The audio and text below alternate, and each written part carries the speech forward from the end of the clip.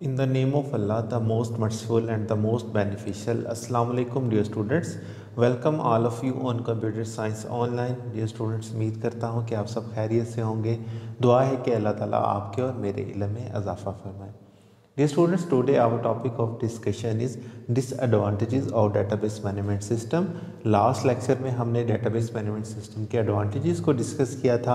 आज के इस लेक्चर में हम database management system के disadvantages को डिस्कस करेंगे। Dear students, paper point of view से इंपॉर्टेंट क्वेश्चन है ये, जिसको हम आज कवर करने जा रहे हैं। देखते हैं कि इसके कौन कौन से डिसएडवांटेजेस हैं।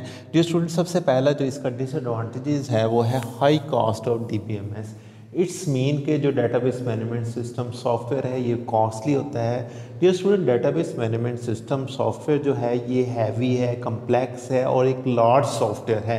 तो इसको अगर आपने परचेज़ करना है तो ये कॉस्टली सॉफ्टवेयर है, इसलिए ये इसके डिसएडवांटेजेस में आता है कि इसको परचेज़ करना हमारे लिए कॉस्टली हो है।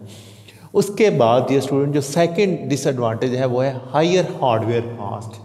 डियर स्टूडेंट्स, हार्डवेयर किसे कहते हैं? हार्डवेयर का मतलब होता है physical parts of the computer, यानी जिसको हम टच कर सकते हैं, छू सकते हैं, महसूस कर सकते हैं, उसे हार्डवेयर कहते हैं।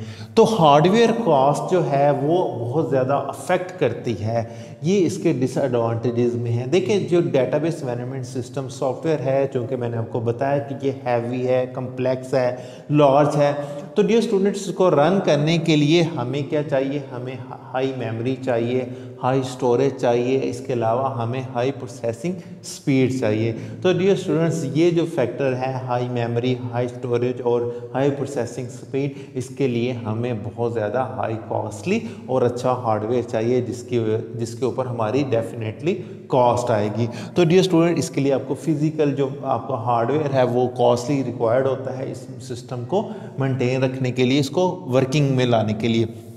तो ये क्या है? ये इसका डिसएडवांटेज है। उसके बाद डियर स्टूडेंट, जो थर्ड इसका डिसएडवांटेज है वो ये है कि आपको टेक्निकल स्टाफ को अपॉइंट करना पड़ेगा। Dear students, database management system जो ये कम्प्लेक्स सॉफ्टवेयर है, तो इसके लिए जो आपको एप्लीकेशन प्रोग्रामर चाहिए, जो इसके लिए आपको डेटाबेस एडमिनिस्ट्रेटर चाहिए, डिफरेंट पर्सन, जो टेक्निकल स्टाफ रिक्वायर्ड होता है इसको मैनेज करने के लिए, इसको वर्किंग की फॉर्म में लाने के लिए। तो ज़ाहिर बात है, जब आपके पास इतना टेक्निकल स्टाफ होगा तो उसको आपने हैवी सैलरीज पे करनी होती है। तो डियर स्टूडेंट, इसके लिए आपको टेक्निकल स्टाफ की ज़रूरत होती है, वो स्टाफ जो एक्सपीरियंस्ड हो अपने डिपार्टमेंट में, अपने फील्ड में। तो ये हमारे लिए क्या होगा? ये हमारे लिए इसका डिसएडवांटेज होगा, यानी इसमें आपको टेक्निकल स्टाफ की ज़रूरत पड़ती है, like database administrator, data administrator और एप्लीकेशन प्रोग्रामर। उसके बाद डियर स्टूडेंट, जो फोर्थ फैक्टर है डिसएडवांटेज, वो भी इसी से रिलेट करता है, जिसमें हम कॉस्ट ऑफ स्टाफ ट्रेनिंग, यानी देखिए डियर स्टूडेंट, जो आपके यूजर्स हैं, एंड यूजर्स हैं, जिन्होंने डेटाबेस मैनेजमेंट सिस्टम को यूज़ करना है, उनको भी ट्रेनिंग रिक्वायर्ड होती है। और जो ट्रेनिंग टीम होती है उसमें डिफरेंट एक्सपर्ट पर्सन होते हैं, डिफरेंट मैनेजर्स होते हैं, जिन्होंने आपके स्टाफ को ट्रेन करना होता है इतने कम्प्लेक्स और लार्ज सिस्टम को रन करने के लिए। तो इस पे भी आपकी हैवी कॉस्ट आती है, आपको उनको पे करना पड़ता है। तो ये हमारा क्या है? ये इसमें हमने डिसएडवांटेजेस में लिया है कि आपकी जो कॉस्ट स्टाफ ट्रेनिंग है उसके ऊपर जो कॉस्ट आ रही है, ये भी आपके डिसएडवांटेजेस में है।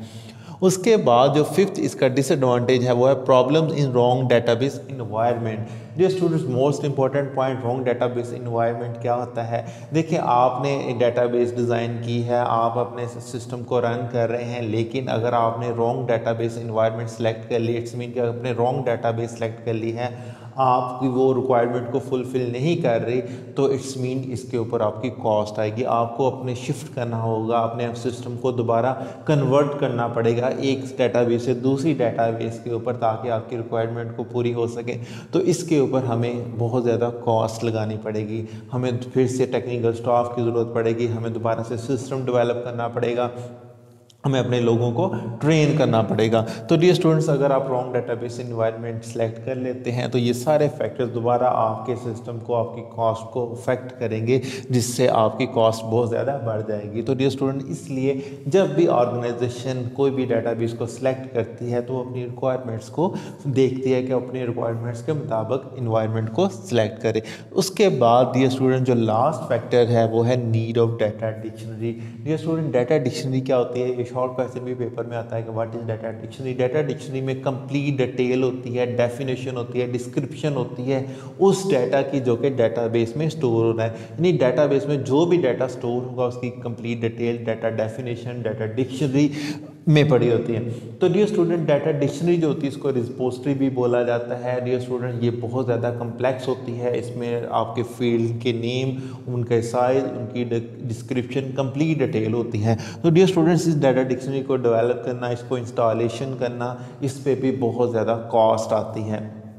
तो डियर स्टूडेंट्स, ये भी इसके डिसएडवांटेजेस में आता है। तो डियर स्टूडेंट्स, ये था आज का लेक्चर जिसमें हमने डेटाबेस मैनेजमेंट सिस्टम के डिफरेंट डिसएडवांटेजेस को डिस्कस किया।